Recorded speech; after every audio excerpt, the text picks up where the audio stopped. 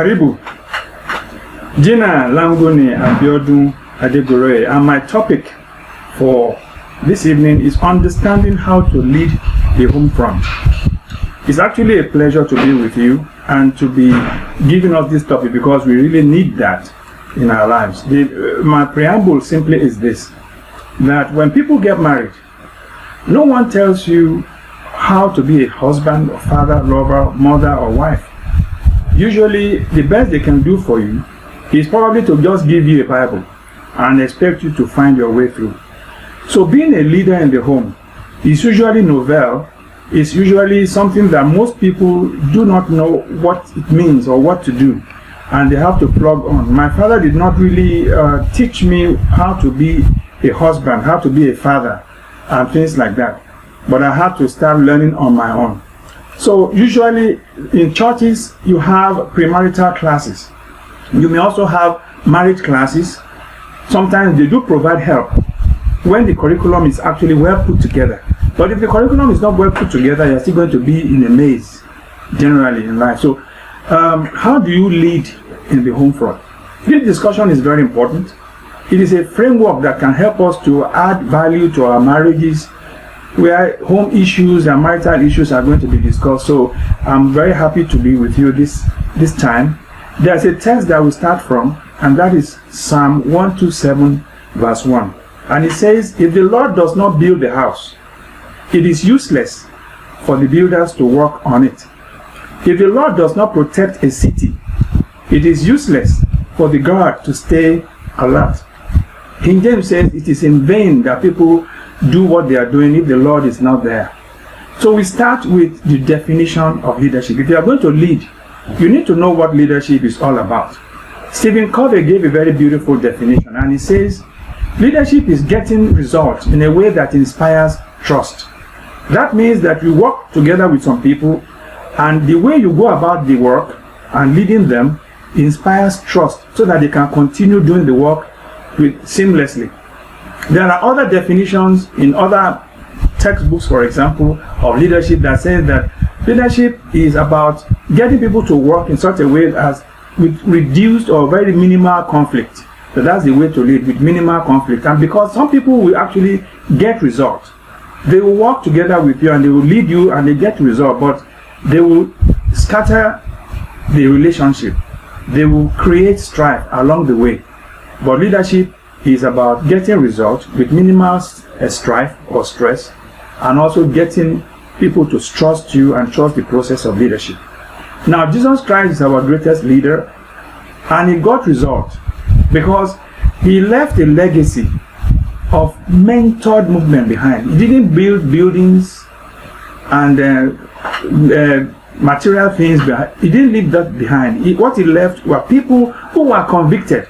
They have been mentored for about 3.5 years, and they were ready to die for the leader. And that is leadership in its real primary essence. A leader begins with a vision.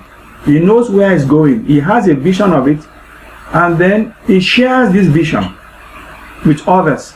And when others now become part of that vision, they love the vision, then he moves all of them towards actualizing and sustaining the vision. And that is what leadership actually all about.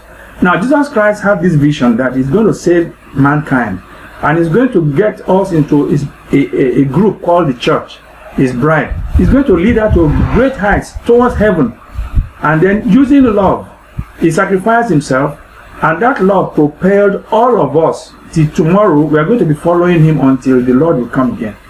Now, so in 2 Corinthians chapter 5 verse 14, Paul said, the love of Christ compels us, constrains us, motivates us. Love, according to 1 Corinthians chapter 12 verse 31 to chapter 13 verse 13, Paul described love as the more excellent way. Now, so if love is at the basis of our relationship together, man and his family, it will transform the process of leadership. So as we are looking at leadership, we are looking at leadership as a vision. Man having a vision, and he plans to achieve the vision. So if you are going to lead in the home front, you must have a vision, and you must share that vision with your family, and then you map out how you are going to achieve that particular vision that you have. Now, let's give an illustration.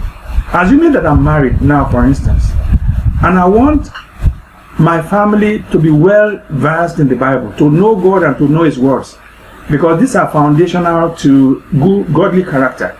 Now, what if that is the vision? What are the things? What are the steps? How do I get there? If I don't visualize this dream and organize it into some goals of maybe memorizing Bible, having devotion regularly, and assigning homeworks to my wife and to my children, I'm not going to be able to actualize or get results or achieve the visualized vision or whatever goals that I've visualized. So you have to sit down as a man. If you are talking about leadership, you have to sit down as a man, organize your vision and your goals, look at how you are going to achieve what you are going to achieve at home. If you want your children to be very smart and to know the Bible, to know God and so forth, how do you get there? You must be able to look at that. But if you don't share this vision with your wife and your children, they are not part of the vision. You will just be bullying them to do it. They will not want to do it because they have not bought into the vision itself. Luke chapter 14 verse 28 talks about a man who wants to build a house.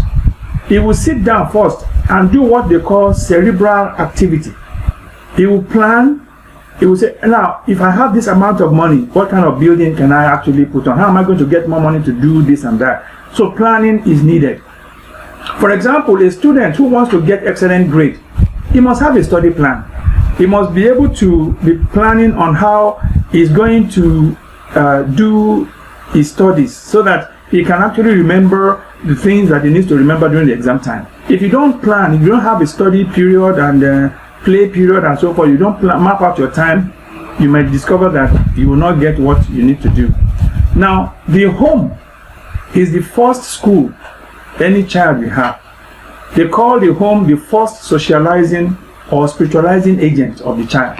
Therefore, you must have a curriculum and you must have a plan of how you are going to train that child throughout the time you're going to stay at home. Now, the curriculum and the methodology must be carefully put in place. That means that the man, before he starts having a wife and children, he must start thinking of what is he going to do. One of the challenges I had when I married and I started having children, I started thinking, what kind of books do I want my children to read? What kind of novels? What kind of experience, educational experience, do I want for them? So my wife and myself sits down, we plan and say, now what do we want for our children? Luckily, I had a mother that took me through school and gave me an idea of what it means to bring up children in a way that they will be able to enjoy schooling, enjoy educational experiences, and become some people of their own later in life. And so from my mother and the experiences I had as a teacher, as an educationist, I was able to put a lot of things in place for my children. And by the grace of God, they are doing well today. At least they are able to manage themselves and they are self-going. They have imbibed the culture of reading, of determining their own goals and going for it. Now, but if you don't have a plan before you marry, you're married, you start having children, you still don't sit down and say, what do I want for my children? What vision and so forth? Nothing. You are like a school where there is no planned curriculum. There is no subject curriculum or even the way to do exams. There is no teaching methodology, no evaluations. You just send your son to that kind of school. Certainly you are not going to get any good quality materials coming out from that kind of school. So a school is a planned educational system where you have planned experiences. And before your child goes there, you must know the kind of experiences that they are going to get. Now, so what is the home? We have talked about leadership, the need for the man to have a plan, to have a vision, and to be able to pursue it with love. But what is the home? We need to talk about the home because God prepared the home before Adam and Eve were brought in. And we need to actually understand that system. We need to follow God.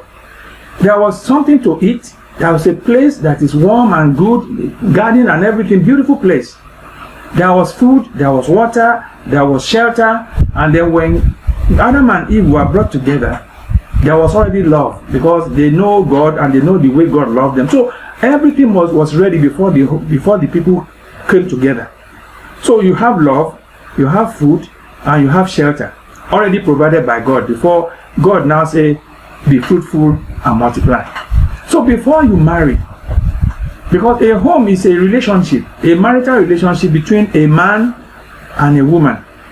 Both of them love God, and then they love each other and all the members of the household. But before they come together, they must make sure that there is love, there is food, there is shelter. Because a man is supposed to leave, a man and woman are supposed to leave their parents. So they must leave. Where are they going? They must have a shelter, somewhere they are going to stay together to form their own home. And then they must have ability to provide food. The Bible says that if a man cannot provide for his family, doesn't have food and so forth, is worse than an unbeliever. Why do you marry when you don't have food? Then there must be love also. So that is the home. So what is the home? The home is a planned place. It's a planned relationship of two people that love God and are trying to build together. But the problem we see in our world today is that most people spend so much money, energy, they build physical places they call houses. They spend so much money on marriage ceremony, a sentimental affair of just one day. But they spend very little effort and money and time to build a good relationship with each other and live a godly life. And that is the sad part of this lesson. So if we are talking about leading the home front, I want to ask you men who are listening, have you spent time and effort to build your home, to stay with your wife, be her friend and companion, and have a very beautiful home? It's possible, but there's work to be done. Jesus Christ, by the age of 12, he was so focused. He said, don't you know, I must be in my Father's house. He was telling Mary, the mother, when they were looking for him. He was lost with the rabbis of the day, the educated people. He was asking them questions, and they were surprised about how much he knew. He focused. He developed himself. He focused on his goal. So if you are going to have a home, oh man, then you need to sit down and plan, pray, and focus and go for it. You have to be goal-oriented. You have to be focused on what you are going to do. Now, we have two kinds of home. You have the Christian home, you have the non-Christian home. In the Christian home, you have God as the center, is the pivot. And then you have man and woman relating with God and not relating with each other. So that home is theocentric. There's godly principle guiding it. Their children are made holy because both of them are sanctified. Now, but a non-Christian home, it glorifies self. They are in the center of their universe. The man is concerned about himself, the woman is concerned about himself, so they start having friction. Usually there is an egocentric home where people are selfish and they are thinking of protecting their turf. Sometimes man and woman will have a contract before they marry. How if they don't like it, they are going to break up and all that. Not with the Christian home. So the materialistic values actually undercut and underpin a non-Christian home, and that is why non-Christian homes should not be as successful as Christian homes. If you are a Christian and you are married a Christian, certainly God is at the center of your home and you should be successful. So before you marry, you must make sure that you are a Christian and you love God, and the person you are going to marry also loves God, and that will bring both of you together as friends. Now, before we end this class today, we want to look at types of homes, because the different kinds of homes that we have will determine the kind of leadership in the home. For example, you have the first kind of home is monogamous home or family, where you just have the man and a woman. That is the home, full stop. In Genesis chapter 2 verse 24, when Eve was brought to Adam, the Bible says that, and the man would leave his family, cleave to his wife, and become one flesh. There was full stop. No child yet, but that is a home, and it's beautiful. The children, when they come, they are just a cream on top of a great companionship that both of you have formed.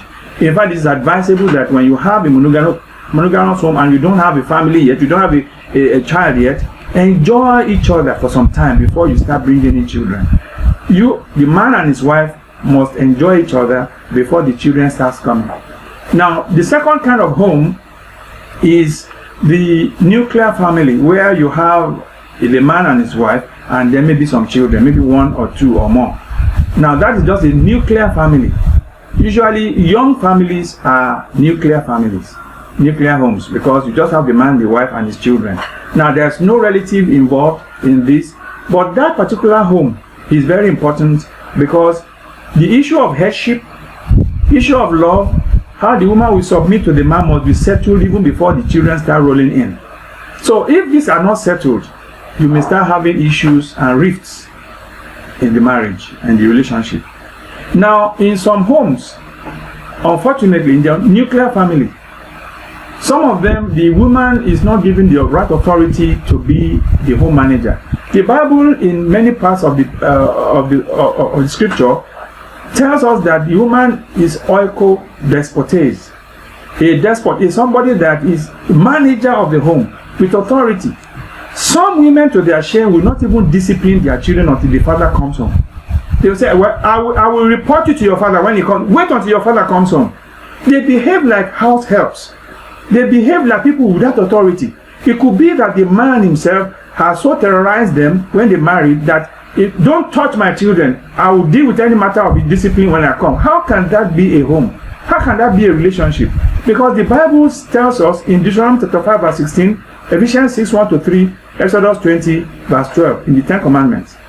The Bible says that children should honor their parents, not just the man, not just the father and the mother. Children, obey your parents in the Lord. So it is not only for the man to discipline the children, but the woman too. The wife should defer to the authority of the husband, but not to the extent of even disciplining her own children, that she will not be able to discipline them and wait, and the children will become lord over the mother in the home. That is a travesty. It's very wrong. In Genesis chapter 2 verse 24, we read that both husband and wife will be one flesh.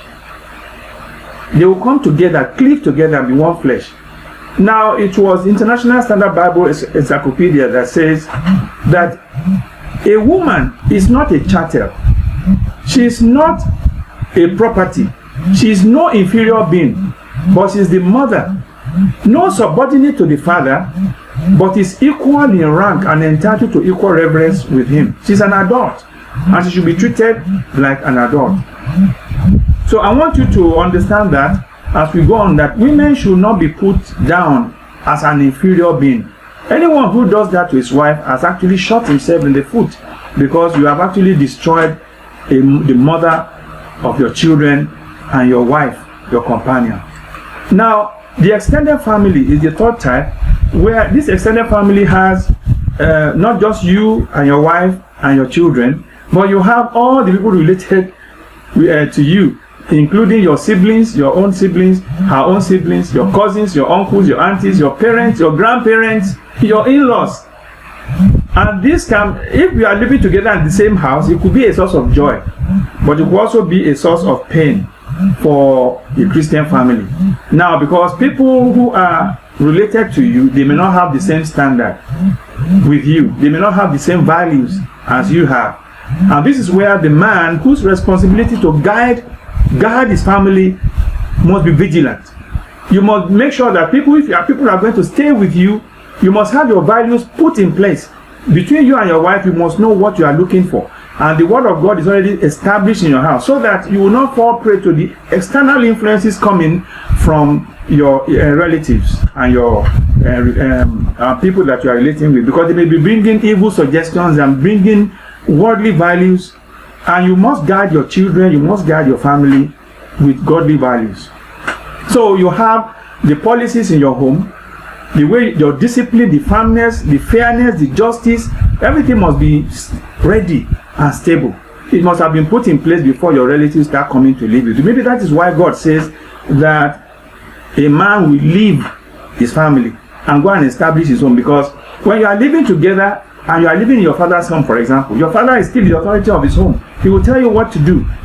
But you see, if you leave home, you are your authority under God, and you have your own home, and you work with your wife. So when people now come to live with you in your own house, your wife is the house manager. She cannot be put, she's not inferior to anybody coming. She's not inferior to your mother. She's not inferior to your father. She's not inferior to your brothers and sisters or even your children. Your wife is part of you. You are together. So when your wife is given that fair authority to know that she's a house manager and the house belongs to her and she can give instructions on what to do, nobody can just go to her kitchen and just start taking food anyhow. They must go through her because she's the house manager. She's responsible for that. Your mother cannot, your husband's father cannot come to his house and just go to the kitchen. She must take permission from the wife. Even though she's a daughter to her, but it is not her own house. It's her daughter's house, and she must take permission from the house manager before she does anything. There is wisdom in that living aspect of marriage. A man will cleave, and be one flesh. If you don't leave your family, and they are still high on your mind, more than your wife, you cannot have a good marriage. You're not leading your home the way you're supposed to lead your home. Now, we also have second to the last, we have single parent family. Something may happen to a spouse. Maybe the husband or the wife died. So due to death or divorce or sexual immorality, somebody may have gone to sexual immorality before he didn't marry, became a single parent, and now a family has already come. Now, so we have all these situations that makes it possible for someone to have a marriage, and the marriage has only one parent and not two. Now, when this happens, socially, economically, even spiritually, the children of that marriage, of that union, or of that home, they face a tough challenge, and many become delinquents and social miscreants because of being raised by one parent. Maybe the parent goes to work, doesn't have enough time to look at them. If it's a woman, it's even worse. Our society is not too kind to women raising children on their own. If she can marry again, it will be better.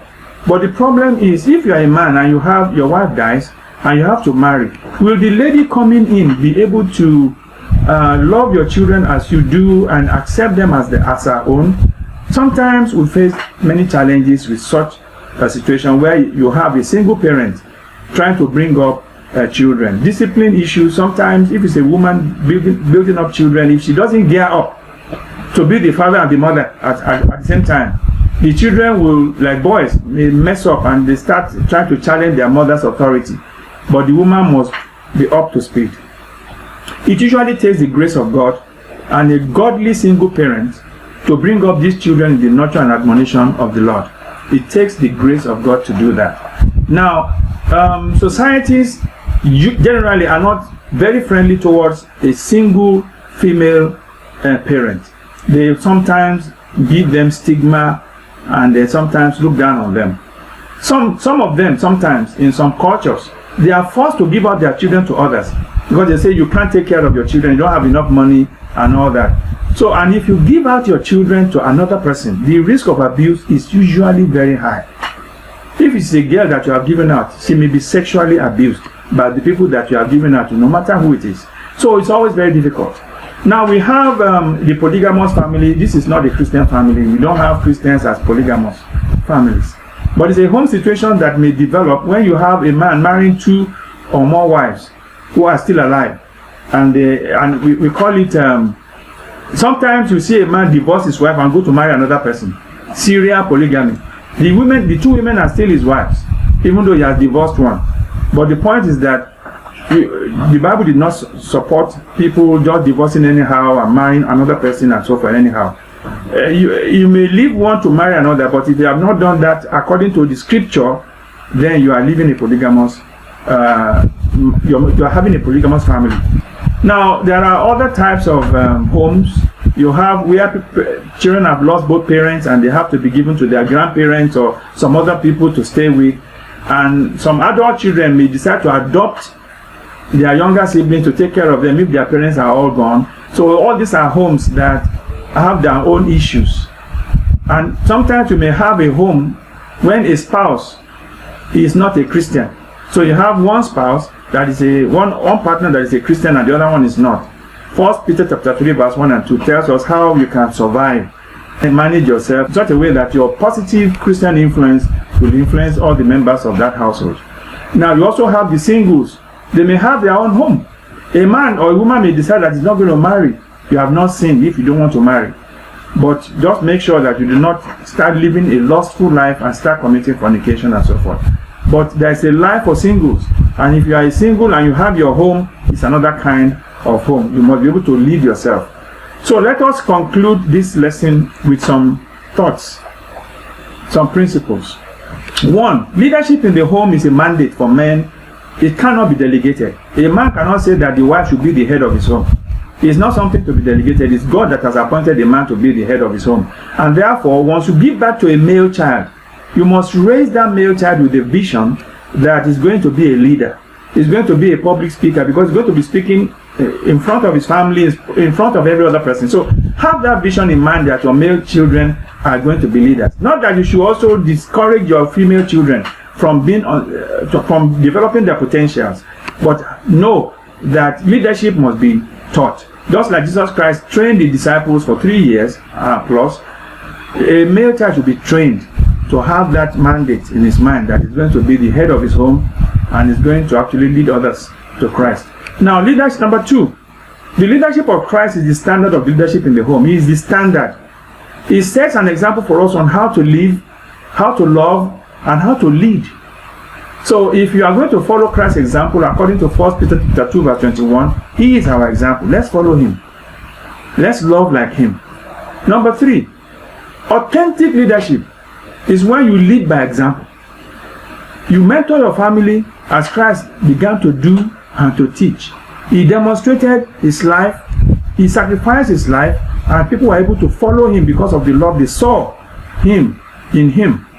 Now, there are 2 kinds of authority in the home. You have the positional authority, you also have the exemplary authority, or authority by example. Now, these authorities, if you focus on the positional authority, I'm the head of the home, and you're not influential authority that you're supposed to have, you don't have it, you're not leading by example, your people will not follow you. You will be a failed leader. Now, number 4, the love that is supposed to be practiced by the man as a leader is the agape love. Agape love transcends all other kinds of love. It's a sacrificial love. It's a deliberate love. It doesn't have anything to do with your feelings. You may not like what you are getting from your wife, but you still love her anyway. Any other definition of love will fail. And the characteristics of agape is found in 1 Corinthians chapter 13 verse 4 to 8, which we know very well. Love is not rude, is kind, it bears all things, hopes all things, and all that. Now, number 5, the discipline of members of the home begins with the head. You must be self-disciplined as a man.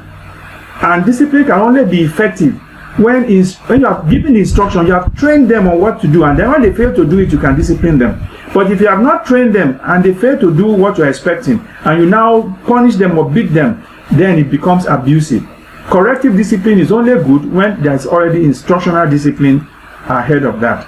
Number 6, the love of God and the devotion in the home must be fervent, and it will be sustained for the home to continue to resonate with healthy level of godliness. If you want your home to be godly, be fervent in your service to God, your devotion to God, and in your worship of God. Number 7, the last one seems to be that the principle of submission can only be taught in the home when you as a leader submit to God. If you are not in submission to God, then you can't expect your family to also submit to God and to you. Number 8, when you have conflict in your home, you must learn to communicate properly, you must learn to manage skills properly before your home can be stable and peaceful. Some of these things are not innate in us. Good communication is not innate. Unselfish, loving communication is not innate. We need to learn it. We need to learn how to manage conflicts. There are so many conflict management theories, but the one of Jesus Christ is more important. We need to study his life to see how he managed conflict, because people were trying to conflict with him, they were trying to tempt him, they were trying to pull him down, but he was able to manage all of them. Number 9, and the last point, is humility must characterize your actions and your life. You may fail sometimes, and you must be humble enough to know that the members of your family, your wife can correct you, your children can correct you, and you should learn to be able to say sorry to that. The conclusion of our lesson is this. We need to look at Psalm 127 verse 1 and Matthew chapter 7 verse 24 to 25. In these two passages hang the whole lesson of today, how to lead in the home front.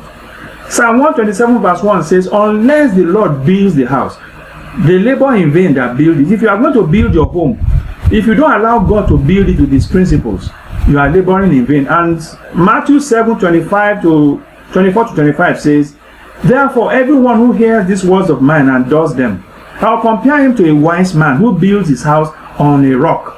The rains came down, the floods came, the winds blew and fell against that house. It did not fall because it has been founded on the rock.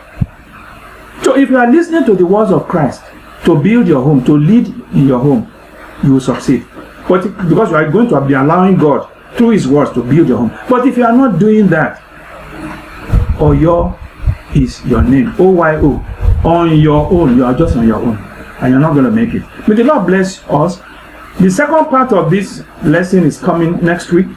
But we hope that you have been able to get some very useful principles to guide your home and to lead your home. May the Lord bless us in Jesus' name. Asante Sana.